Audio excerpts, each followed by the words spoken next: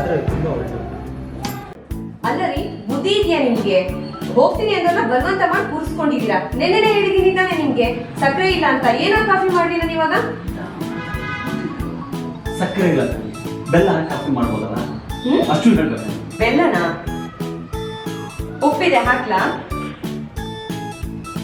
ಹೇ, ಕೋಪ ಮಾಡ್ಕೋಬೇಡ. ಒಂದ್ ಕೆಲಸ ಸಕ್ಕರೆದಲ್ಲಿ ಕಾಫಿ ಮಾಡೋ ನಾನು ಮ್ಯಾನೇಜ್ ಮಾಡಿ.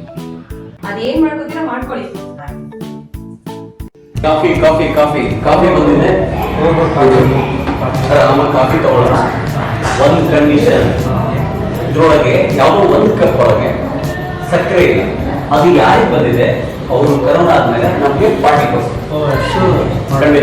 Okay, cheers. ಹೌದಾ? ಸ್ವಲ್ಪ ಜಾಸ್ತಿ ಇದೆ ಸಕ್ಕರೆ. ಓಹೋ, ಭವಾನಿ ತುಂಬಾ ಕಿಲಾಡಿ. ನೋಡು, ಆ ಕಪ್ಪು ಅವನು ನನಗೆ ಕೊಟ್ಟಿದೆ.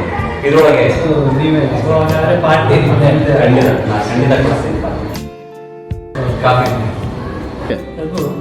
ನಾನು ಊರಿಗೆ ಹೋಗ್ತಾ ಇದ್ದೀನಿ, ಅಪ್ಪಗೆ ಏನಾದರೂ ಹೇಳ್ಬೇಕಾ?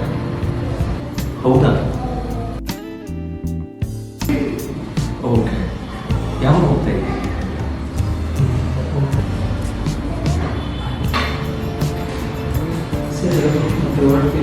ಆಯ್ತು, ನಾವು ಎಷ್ಟು ಅಂತ ಸಹಾಯ ಮಾಡಿ.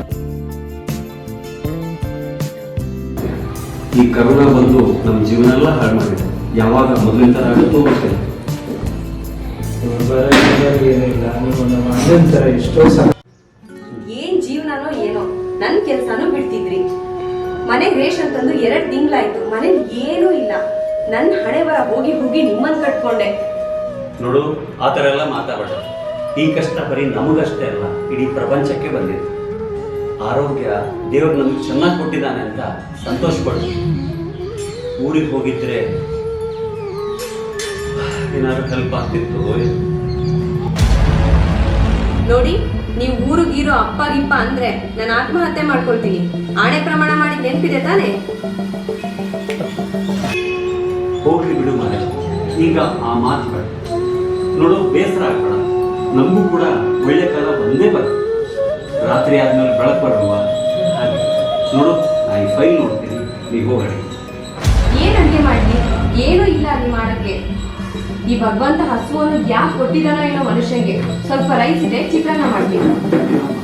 ಕಷ್ಟವಾಗಿದೆ. ಊಟ ಮಾಡೋಣ. ಇದೆ ಕಣೆ. ಯಾರು ಬಾಗಿಲು ತಟ್ತಾ ಇದ್ದಾರೆ? ಓ, ಹೌದಲ್ಲ? ಸರಿ ಸರಿ, ನಾನೇ ನೋಡ್ತೇನೆ. ಅಪ್ಪ ಬಂದಿದ್ದಾರೆ ಕಣೆ, ಅವ್ರು ಹೊರಗಡೆ ಏನೂ ತಿನ್ನೋದಿಲ್ಲ. ಮಾಡೋಕ್ ಏನಿದೆ? ನಿಮ್ ಪಾಲಿ ಚಿತ್ರಾನ್ನ ಇದೆ, ಇದನ್ನೇ ತಗೊಂಡೋಗಿ ಕೊಡಿ, ತಿನ್ಬಿಟ್ಟು ಹೋಗೋಕ್ ಹೇಳಿ ಅವ್ರಿಗೆ.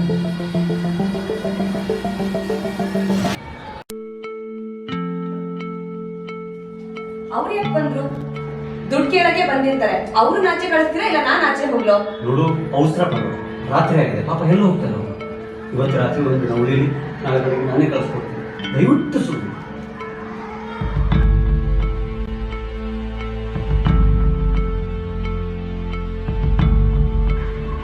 ಊಟ ಮಾಡಪ್ಪ, ನಿಧಾನಕ್ಕೆ ಊಟ ಮಾಡು.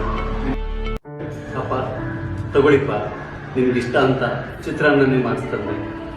ದಯವಿಟ್ಟು ನನ್ನ ಕ್ಷಮಿಸ್ಬಿಡಪ್ಪ. ಅಮ್ಮ ಸಾಯೋ ಟೈಮಲ್ಲಿ ನಂಗೆ ಬರೋಕ್ಕಾಗಲಿಲ್ಲ.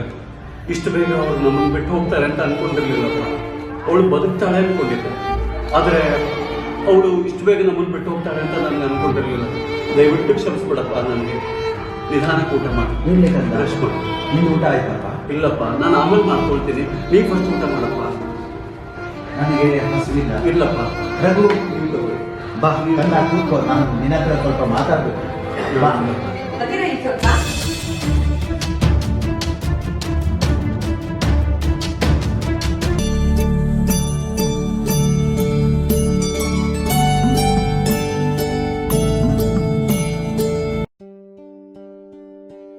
ರಘು, ಬಾರೋ.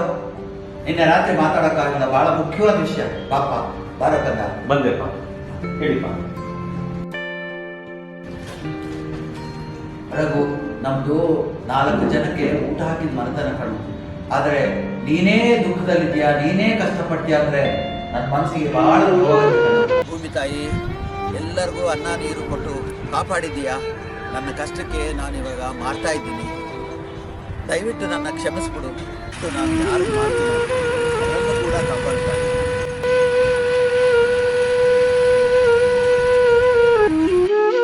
ಜಮೀನಲ್ಲಿ 4 ಎಕರೆ ನಾನು ಮಾರಿದ್ದೀನಿ. 40 ಲಕ್ಷ ಬಂದಿದೆ. ಇದನ್ನ ಇಟ್ಕೋಬೇಕ, ನಿನಗೆ ಉಪಯೋಗಕ್ಕೆ ಬರುತ್ತೆ. ಇಲ್ಲಿ ಉಪಯೋಗಕ್ಕೆ ಬರುತ್ತೆ. ಆಮೇಲೆ ಭವಾನಿಯಲ್ಲಿ ಒಬ್ಬ ಮನೆ ಮಹಾಲಕ್ಷ್ಮಿ.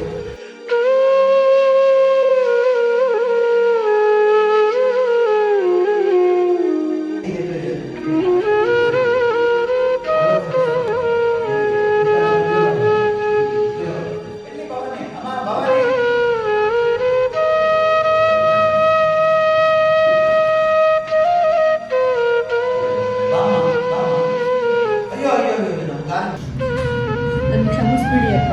ನನ್ನ ರಘು ಯಾವಾಗಲೂ ಹೇಳ್ತಿದ್ರು ನೀವು ತುಂಬ ಒಳ್ಳೆಯವರು ಅಂತ. ನಾನೇ ಅರ್ಥ ಮಾಡ್ಕೊಳ್ದೆ ಮಗ ನೀವು. ನನ್ನ ದಯವಿಟ್ಟು ಕ್ಷಮಿಸ್ಬಿಡಿ ಅಪ್ಪ. ದುಃಖ ಪಡಬೇಡ ಮಗಳೇ, ಇಲ್ಲಿ ತಗೋ ನೋಡು. ಇದು ರಘುವಿನ ಅಮ್ಮನ ಆಭರಣ. ಇದನ್ನು ಯಾವಾಗಲೂ ನಿನಗೆ ಹಾಕಿ ಕಣ್ತುಂಬ ನೋಡಬೇಕು ಅಂತಿದ್ಲು. ಮೇಲೆ ಮುಟ್ಲಮ್ಮ ನೋಡು, ನೀನು ನಮ್ಮನೆ ಮಹಾದೇವಿ ತಾಯಿ. ನೋಡು, ಹಾಗೆ 1 ಎಕರೆ ಜಮೀನು ನಿನ್ನ ಹೆಸರು ದಾನಪತ್ರ ಬರೆದಿದ್ದೀನಿ ತಾಯಿ. ತಗೋಮ್ಮ.